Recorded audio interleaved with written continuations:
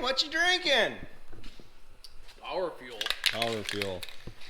All right, welcome back to the rest of the story. Take 3. Okay, this is probably going to be an accelerated version of the last video, but we got Calvin here is keeping us company, keeping the dirt floor nice and clean. We're at my buddy Ryan's place. His name is Ryan, that guy, that damn parts guy, depending on the time of the year. It can change from time to time. Yeah, we don't ever call him the parts guy one because he really is. He's a good friend. But we're not at home. I'm out here hanging out with Ryan. He's working on his 3970 chopper. She was having some internal issues that, if you listen to Mother Deere, would say that it's not fixable because it's, well, you guys can be the judge.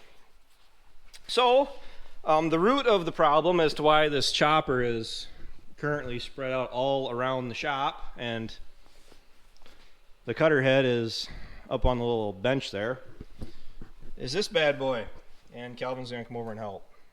Hey bud, you gotta get back. Sit down. Sit. Good boy. All right, no, sit. You're gonna get smacked is what's gonna happen. I don't believe in animal abuse. This is the problem. This is a non-serviceable part you can get from Sloan. You can't get from Sloan's or anybody else. And where it sits is right up in here. It sits just above the frame, and you can see what happens when it wears through. It starts wearing away at the frame, and if Ryan didn't catch that too much later here, he's gonna have a hole in the frame he'd have to patch. So what he did, because you can't get this part, I mean, they didn't scrap the chopper out. They went up to the local, or one of the many local machine shops, and, well, he took the old plate up and had them remake a new one, built the exact same size as the old one, just a little thicker, which looks like it's the next thickness up from the old plate. So, as farmers slash mechanics, when you do a job like this where you basically got to tear it down to the frame, it's usually a pretty good practice to go ahead and replace any of the bearings, anything that looks like it might not be up to the job, that could potentially blow up on you the second you take it out and run it for the first day. And that's exactly what Ryan's doing. Now, he bought this chopper, or they bought this chopper. He farms with his grandpa back in 2011. Pretty sure. Yeah, it was 2011, right? At least that's what we're going with. That's what we thought, yeah. Yeah, we're going with that, 2011. We're all looking at the paperwork. Yeah, and we're not too concerned about that. But when they bought this, it had the rear auger and the pan were new when he got it. So this cross auger, this back piece here. Now, I'm really not crazy about this design because the crop is coming through over here, gets processed, ground up, chopped up, and it gets spit out the back, and then it goes across the back of the machine into the blower and up and out into the wagon, which I say wagon. Some people do use or pull type choppers for filling trucks and stuff, but for us, for Ryan's operation and our operation when we were doing it, we always use chopper boxes, handy enough for us. Ryan likes the design of, or the reason Ryan likes this design because it pulls directly behind the tractor, so the chopper box and the tractor are more in line, largely because of our area. We're in southwest Wisconsin, the driftless region, and hills come in abundance in this area. And the reason that Ryan likes this design as opposed to, we'll get to it, the designs where the chopper box would be pulled more directly behind the cutter bar and the head, because it's more of a straight flow design. You've got to worry about, well, what did you call it? You said side hill slippage or something like that? Sidetracking. Sidetracking. Plus mud and everything else. Because last fall, I think a lot of your guys' they're chopping, because they were chopping snaplage. It was in the rain and the mud, and the tractor's able to pull a lot better when the weight is directly behind it. Otherwise, the chopper, if the wagon was off to the side also, your whole chopper and everything is going to be sliding down the hill either way on you. And with all the weight offset already, when you're going around the contours that we have, the whole chopper is going to be pulling downhill on you into the other crop or whatever else. So there's the reasoning behind that. And we're going to go over here and, oof, was that you? Oh, whatever. We're going to look at, he's working on it right now. See, this wasn't this wasn't quite put together this far when I did my last video, but Hence take 3. Yeah, take 3. This is what I wanted to talk about. This is the reason why I'm not really crazy about John Deere choppers. I don't like the single knife drum design that they have. A lot of people praise them. I did. Knife. What? Multiple knife. You like the knife that goes all the way across. Yeah, what did I say? You said single knife. Single knife. Yeah, I'm thinking ahead of myself. John Deere runs this drum with all these multiple knives around it. This design, this is the biggest chopper in this class. It's a 3970. There was 3 different. Was there 3 or 4? Different. 2 different. And the other. Had a 50 and a 70. 50 was a smaller, had 1 less row of knives. Yeah. So the one we had, the chopper we had was a 3950, and it only had 3 rows of knives. That had, what was it, 36 knives on it, and this one has 48. So when it comes time to change every single knife, it's a long way around.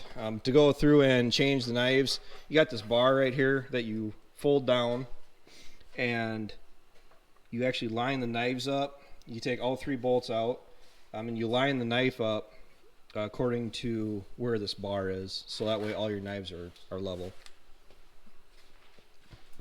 And the reason why they praise this, the guy that I was talking to, well, him too, if you go through and you hit something in the field, like a rock, mainly rocks. I mean, we ran a hitch pin and a big stick through one day, but Rake tooth or anything like that? rake tooth. Now what happens is that everything grenades.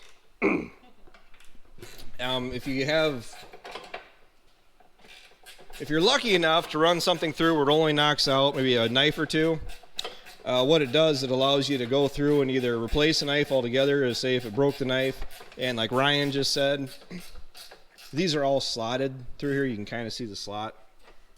And what it does, if it does hit something hard enough and it actually forces the knife back in the slot here, dang thing wants to keep moving on me, but and try to save other parts of the machine from grenading. That's the big point on that. Myself, if you're going to talk about brands that I would like to look into buying when or if the day comes that we're going to start going back to chopping, I would really like to look seriously into a New Holland. The reason for that is because New Holland has, now this is all hearsay because I'm not 100% certain, this is just from talking from mechanics, they have a solid single knife design, which, now we say that, did those Dion's down at the farm show, was that single knife? Or the full knives across it? The ones that they're going to produce for Deere have a multi-design like their self-pelt chopper. So it'll just be similar design but larger knives. Okay. But their design that Dion produces under their name exclusively have 1 solid knife all the way across. Okay. I don't remember if it was a 6 or an 8 knife maybe. I don't remember exactly how many knives they actually had. I know you guessed it right down there, but no, because we were. Maybe it was 12. No, I think it was 12. I can't remember. Because that was what, 2 weeks ago already. I know, right? But we got short-term memory around here. We did look at the Dion style choppers, and getting back to the whole straight, is it straight flow or straight? I think that's what it is, just straight flow design where The crop does not change direction. yeah, it's not changing the direction of the crop as it's going through the machine. So, like those Dions we looked at down at Louisville, say the corn is going through, and what it does is that it gets pulled into the machine through the cutter head, processed, and then it goes straight out into a blower, and then it gets sent out into a wagon or over to a truck, whatever. Makes more sense, but like Ryan just said, this design is handy, especially when you're in fields like we're in. Now, if you're out in flat country and you're farming on flat ground, you can get away with it more. Just preference for where we're at, because you guys got some pretty wicked hills just like we do. So, the reason I would really want to go to a New Holland design, and people say not to, is because it is a solid knife, just one solid knife all the way across here, and there's only like 8 or 12 around the whole drum. The reason I want to do that is because we get away from all these little bitty knives, and it doesn't take forever to replace them and get them straightened up and everything. Now, the reason you don't want to do that, going to a New Holland and having one solid knife across the whole thing, is because if you run a rock, a hitch pin, a piece of wood, like we've already discussed in the last video, it shuts you down for the whole day. Now, if you went through and you hit something with this and it only busts up a knife or so, and you have a spare knife in the tractor, which I'm assuming you would, or we never did, but the farm was never too far away. You change out a couple knives and you're up and running in under a half hour. Now, we can talk about my experience with the choppers. We had a 3950. It was wore out when we got it. It was, it was just shook, let's just say. And the problem is, in our experiences, whenever we ran anything through this thing, if anything managed to make it through the head, up into the cutter bar, and made it back to the drum here, it grenaded the whole stinking thing. I mean, not every single knife, but bad enough where you were shut down for the whole day. I mean, I really don't remember any day where we hit a rock where it just hurt one knife and we were able to just get going in a few minutes. That was the big selling point that Deere had on these, where if you get busted or you break one, two, you change the knives and you're ready to go. We just never had that luxury in all the acres we chopped between hay and corn silage. We didn't chop a whole lot of corn silage, at least in my experiences. I've done it, I think 3 different years since I was in the 6th grade, because that's when we really stopped chopping it consistently every year. 3 years since then, I think it was all that we really chopped corn since then. Corn makes good feed. I'm not against going back to chopping. We just need to get our silo and everything set up for it, and have about $40,000 sitting around so we can buy a chopper and buy a couple chopper boxes. So it is a little bit pricey to get started in on it. I mean, we're not going to go buy a brand new chopper to do this, but I don't exactly want to buy something that's worn out that's going to take a whole lot of work just to get it up and field ready again. History repeats itself again. Yeah. So, and if you haven't noticed, that's what he said. John Deere, I think I said it too. John Deere no longer makes self-propelled or pull-type choppers. Sounds like it's going to be Dion, I guess, is John Deere's going to start selling that. Those type choppers. That's why we were looking at them down at the show.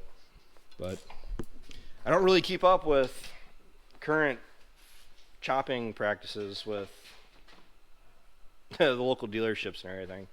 Anybody wondering why we don't just hire our chopping done?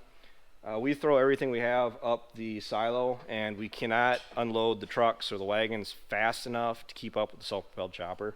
The bottleneck is the blower. We could put in a couple tubes, but then the problem is you got to start a skid steer every single day just to feed silage. And as opposed to a silo that's already there, all we got to do is fix up the feed bunk, the feeding system, the conveyor shot, and all you got to do is throw some switches and you're ready to run. I like simplicity.